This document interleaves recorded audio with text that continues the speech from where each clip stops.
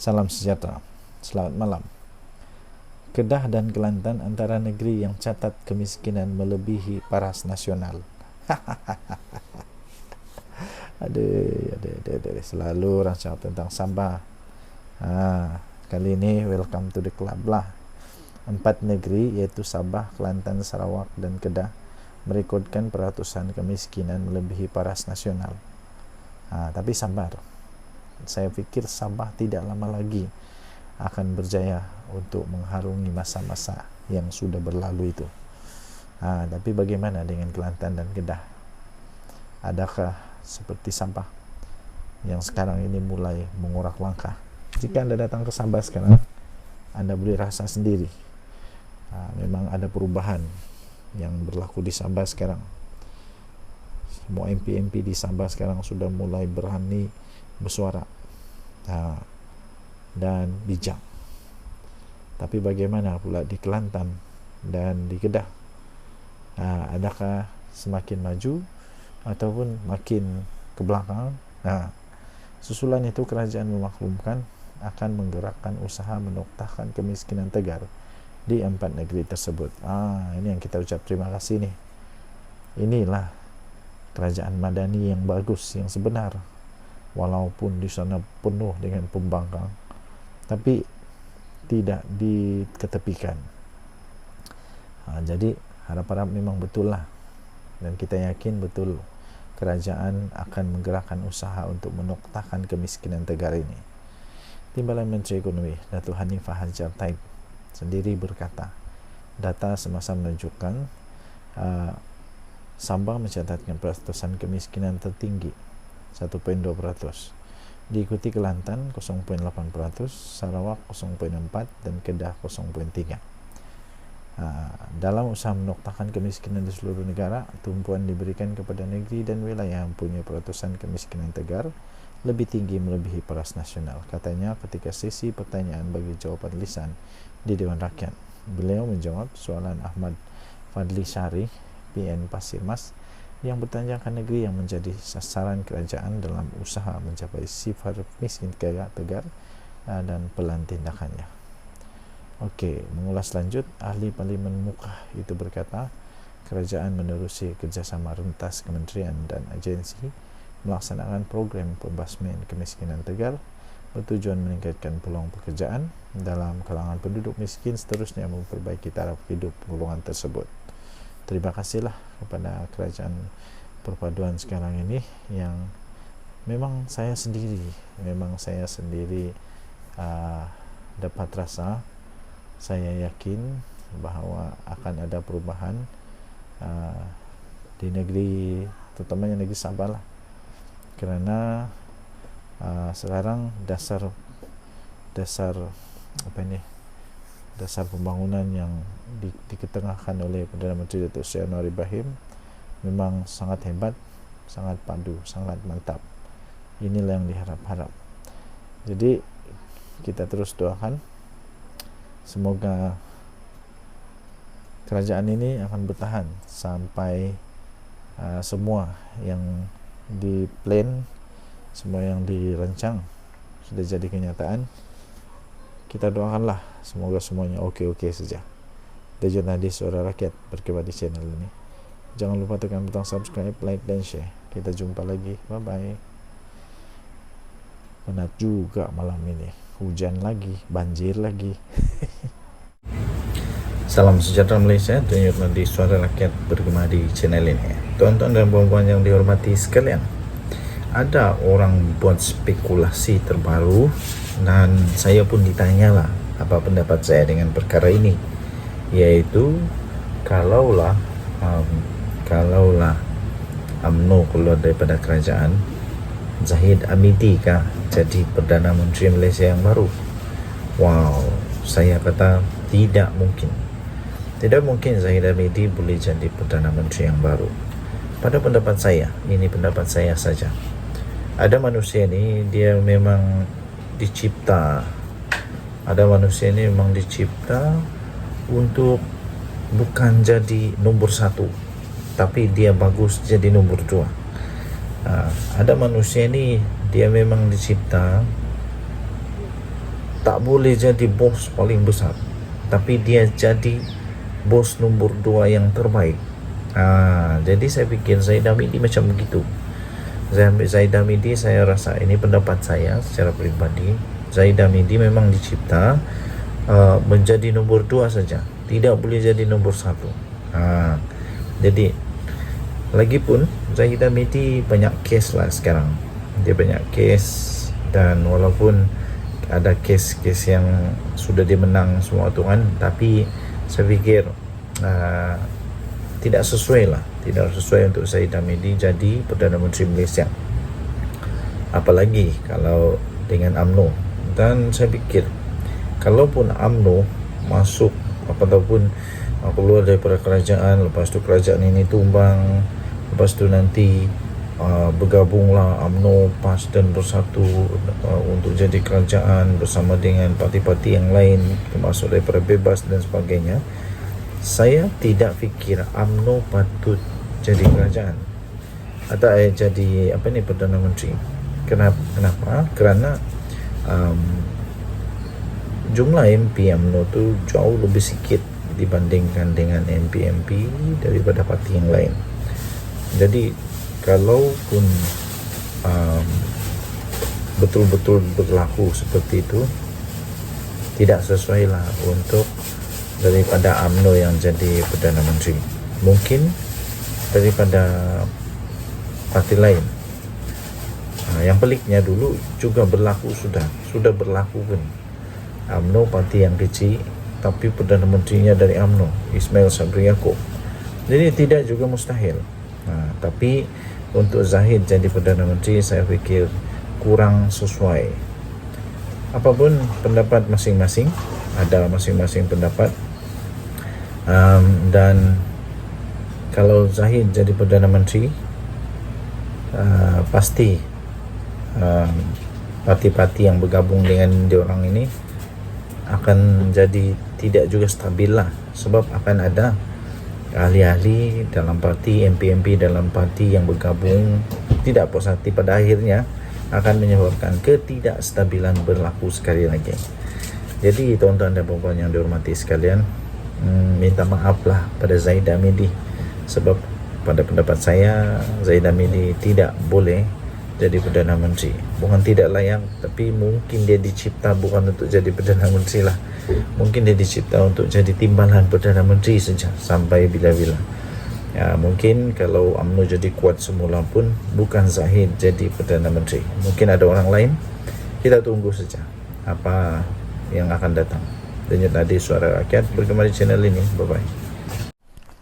Ini lagi satu masalah. Ini satu lagi masalah. Memang saya ada soalan yang saya minta tuan-tuan dan puan-puan boleh komen. Memang orang-orang Perikatan Nasional ini suka cari masalah, suka menjemput masalah. Bagus-bagus tidak masalah, jemput masalah. Memang begitu kode orang ni. Sekarang pula kerana celupar, kerana cuba mau jadi hero, kerana entah apa lagi lah mau dibuat, saya pun tidak paham. Sekarang ada seorang MP ada seorang MP Perikatan Nasional sekarang ini didesak untuk dedah identiti dalam jual saham MAHB kepada BlackRock. Dedahlah, cuba nyatakan siapa. Jangan cakap saja. Inilah MP Macang ni. MP Macang didesak dedah identiti dalang jual saham MAHB kepada BlackRock. Nampaknya keceluparan makan diri. Orang ramai sekarang mendesak ahli Parlimen Macang itu supaya mendedahkan siapakah identiti individu yang berpangkat tinggi dalam sebuah syarikat milik Malaysia Airport Holding Berhad MAHB yang dikatakan menjadi dalang penjualan saham kepada syarikat BlackRock Incorporated. Manusia itu nama dia Wan Ahmad Faisal Wan Ahmad Kamal, yang juga dianggap seperti baling batu sembunyi tangan. Malah kredibiliti Ketua Pemuda Perikatan Nasional PN itu pun dipersoalkan kerana hanya bersandar kepada surat layang. Inilah peliknya. Susulan itu beberapa warga maya di Plebnu X telah meninggalkan komen kecaman terhadap apa yang telah diperkatakan oleh Ahmad Faisal. Sepatutnya Wan Ahmad Faisal ni orang profesional, bukan baru kemarin jadi ahli politik. Kalau betul lah yang dipersoalkan ini, yang mana Wan Ahmad Faisal ni hanya bersandalkan fakta dia daripada surat layang, dia tidak layak lagi untuk jadi ahli parlimen kalau begini. Hai, pening kepala. Hai. Salah satu komen yang menarik daripada SLWR, dia kata kena ada kelas accountability untuk budak-budak ni, sengaja lempar tuduhan tanpa bukti. Tulis warga maya yang menggunakan nama SLWR. Kemudian ada satu lagi komen daripada Ati Nasir, dia kata kalau betul nak dedahkan skandal, kena buat homework. Kena buat homework. Kalau setakat dedah surat layang semata-mata, memang tiada kredibiliti punya manusia. Langsung tak ada kredibiliti lah. Siapa-siapa pun boleh buat surat layang tersebut. Wan Ahmad Faisal nak tunjuk bijak, tapi surat layang kata Ati Nasir, memang memalukan betul lah. Aduh. Semalam ketika membahaskan laporan tahunan dan penyata kewangan Akta Suruhanjaya Hak Asasi Manusia Suhakam 2021-2022 Dewan Rakyat, Wan Ahmad Faisal dilapor mendedahkan bahawa beliau menerima surat layang daripada orang dalam di KWSP berhubung isu berkenaan. Surat layang. Aduh. Wan Ahmad Faisal, carilah fakta, jangan surat layang. Nanti kalau nenek saya surat layang, takkan itu pun percaya juga kan. Pelik-pelik. Salam sejahtera Malaysia, denyut nadi suara rakyat bergema di channel ini. Ini 5 kenyataan paling lawak. 5 kenyataan paling lawak sepinggu. Sepinggu. 5 kenyataan paling lawak seminggu kempen PN di PRK Sungai Bakap. Awas jangan ketawa. Kalau ketawa kena bayar RM10,000. Berbagai kenyataan lawak yang menjadi bahan sindiran orang ramai muncul sepanjang seminggu kempen yang dilaksanakan oleh Perikatan Nasional pada pilihan raya kecil untuk Duns Sungai Bakap. Berikut adalah senarai yang paling lucu. Nombor 1, bermula daripada 6 Julai yang lalu, daripada dulu sampailah dalam minggu pertama nih. Jadi perkara pertama yang lucu ialah calon PN ada ISO 14001. Ini buat kali pertamanya lawak di bumi. Ada manusia yang menjadikan manusia lain sebagai kilang. Calon PN ada ISO 14001. Lawak paling diingati sepanjang sejarah demokrasi di negara ini apabila calon bertanding diwar-warkan memiliki sijil Pertubuhan Antarabangsa untuk Piawaian ISO 14001. Nombor 2, kerja di syarikat yang sudah 2 tahun tutup. Sudah 2 tahun tutup, kerja di syarikat itu yang sudah 2 tahun tutup. Kemudian saya serah pada Allah. Aduh, lucu. Dia punya syarikat adalah syarikat gaib yang orang tidak boleh nampak. Dia hanya seorang yang nampak lah. Nombor 3, sudah seminggu kempen, manifesto mana? Sudah seminggu kempen, manifesto mana? Jawapan dia, kita tunggu pimpinan. Adakah kempen pilihan raya tiada manifesto? Aduh, nampak sangatlah yang pas ni sebenarnya. Perikatan Nasional ni sebenarnya sudah bingung, sudah jadi bingung. Bukan bingung, tidak tahu apa lagi modal. Aduh, mau lawan tak jadi. mau cakap takut salah. Jadi kita tunggulah pimpinan. Nomor 4. Paling lucu di dunia. Motor tersadai sebab diesel harga naik. Aduh, sakit kepala aku, pankreas pun sakit, saya punya buah pinggang pun tiba-tiba rasa macam geli. Motor tersadai sebab diesel harga naik. Naik harga. Itu kata Tuan Ibrahim Tuan Man. Bila dia reka satu cerita, dia buat satu cerita tu dah masuk akal. Aduh, memang begini kah orang-orang PAS ni. Nombor 5, cerita lucu. Paling 5 Nombor 5 ialah tuduh PM Anwar lantik penasihat IMF di Kementerian Kewangan. Nah, ini paling menang. Adun Sungai Burung memfitnah. Waduh, indah habis-habis orang PAS nih. Suka fitnah kah? Itu soalan. Kenapa lah dia berani buat fitnah hanya untuk menang? Dia tidak tahu kah sekarang ini di mana-mana ada media sosial. Kamu cakap 20 saat kemudian satu dunia sudah tahu. Nah, sekarang ambil mu. Harap-harap Perdana Menteri kasih kau dia. Kasih kau dia, kasih saman dia kerana menuduh Perdana Menteri Datuk Seri Anwar Ibrahim melantik penasihat IMF di Kementerian Kewangan. Waduh. Nanti ada pula yang kolek wang dengan Tin Milo. Pelik. Bye-bye. Salam sejahtera Malaysia. Tunjuk nanti suara rakyat bergema di channel ini. Ini satu lagi, belum habis-habis lagi cerita. Kali ini 3 parti politik kerajaan perpaduan membuat laporan polis terhadap MP Machang. Apa cerita dengan dia lagi? Takkan fitnah lagi.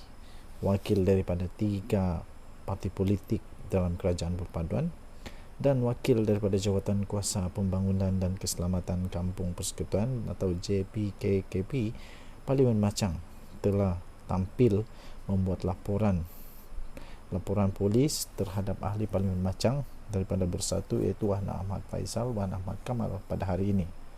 Habislah. Naib Ketua UMNO bahagian Machang Muhammad Fakhruddin Ismail berkata laporan polis oleh beliau dan wakil daripada Amanah serta PKR dibuat berikutan dakwaan oleh Wan Ahmad Faisal semalam, yang beliau mengatakan bahawa peruntukan kepada ahli parlimen terbabit dilencongkan kepada parti politik yang menyokong kerajaan perpaduan. Ini betul-betul fitnah paling teruk. Beliau berkata pihaknya menafikan sekeras-kerasnya kenyataan ahli parlimen Machang itu yang dianggapnya fitnah, berniat jahat, selain mempunyai pandangan serong terhadap parti-parti politik kerajaan perpaduan. Kata kenyataan yang dikeluarkan oleh Wan Ahmad Faisal itu adalah fitnah, dan kami wakil dari parti politik kerajaan perpaduan menafikan dakwaan itu. Kami tidak menerima sebarang peruntukan seperti didakwa beliau. Dakwaan dilontarkan itu tidak masuk akal. Sepatutnya beliau perlu cakap berpaksikan kepada fakta. Malah tidak pernah berlaku dalam sejarah peruntukan dari kerajaan untuk parlimen dilencongkan kepada parti-parti politik dakwanya. Ini baru betul. Berani kerana benar. Kali ini betul. Kalau memang fitnah, buat laporan polis, lawan di mahkamah, bukan cakap-cakap saja di belakang. Ini baru betul. Beliau berkata demikian selepas beliau membuat laporan polis di Ibu Pejabat Polis Daerah Machang hari ini. Wan Ahmad Faisal boleh bankrupt kali ini. Boleh bankrupt kali ini kalau ada lagi dia kena saman kah, kena suruh bayar fitnah kah. Beliau berkata demikian di Ibu Pejabat Polis Daerah Machang. Kira-kira 100 penyokong kerajaan turut berhimpun di sini bagi menyatakan sokongan, di samping sebagai tanda protes secara aman terhadap Wan Ahmad Faisal. Semalam, media melaporkan Wan Ahmad Faisal mendakwa peruntukan yang sepatutnya diterima sebagai wakil rakyat telah dilencongkan kepada parti politik yang menyokong kerajaan perpaduan. Muhammad Fakharuddin berkata pihaknya berharap polis akan mengambil tindakan terhadap ahli parlimen itu sebagai pengajaran. Ini kalilah ini kalilah Wan Ahmad Faisal. Bagus-bagus, tiada masalah, cari masalah. Bagus-bagus, tiada case, cari case. Bagus-bagus, dia satu orang yang macam tiada apa-apa kena mahkamah. Sekarang dia pula pun kena ikut mahkamah juga. Setakat ini Muhyiddin ada kes mahkamah, lepas tu si Wan Saiful Wanjan ada. Kali ini Wan Ahmad Faisal pula cari masalah sendiri. Tak ada masalah, cipta masalah. Rasakanlah. Kesian. Salam sejahtera tuan-tuan dan puan-puan yang dihormati sekalian. Saya sangat setuju. PAS ni kadang-kadang menyibuknya tak tentu pasal, tak tentu hala. Anda tahu tak, tiada hala pun, dan dia tidak sedar pun yang dia tolong tu perlu ditolong atau tidak. Yang dia tahu menyibuk.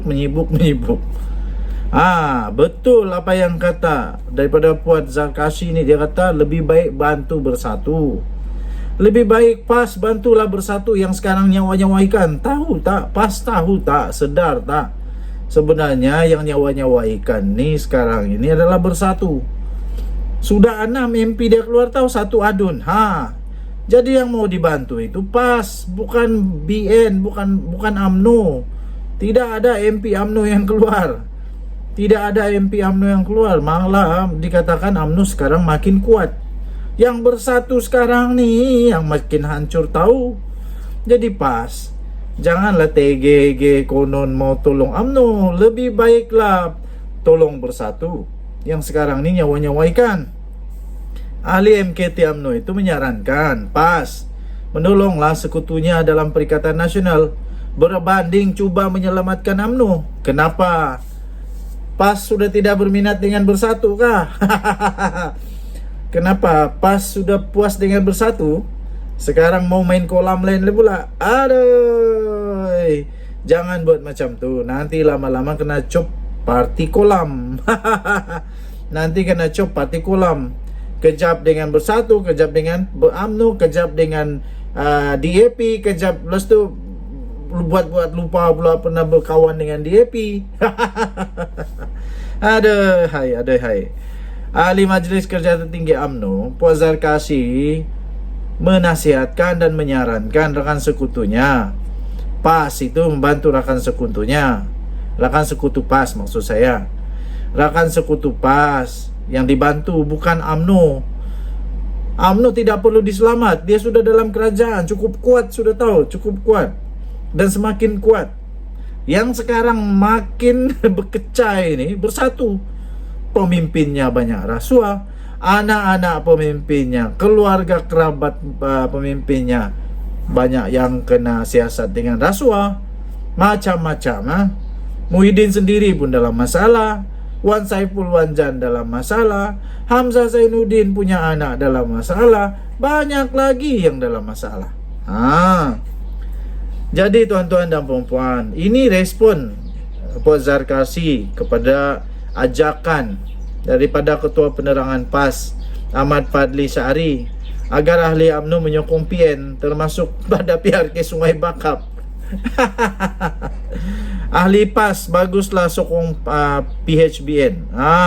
Jadi baguskah begitu? Lebih baik berkempen, bantulah bersatu, bantu PAS. Lebih baik PAS bantu bersatu.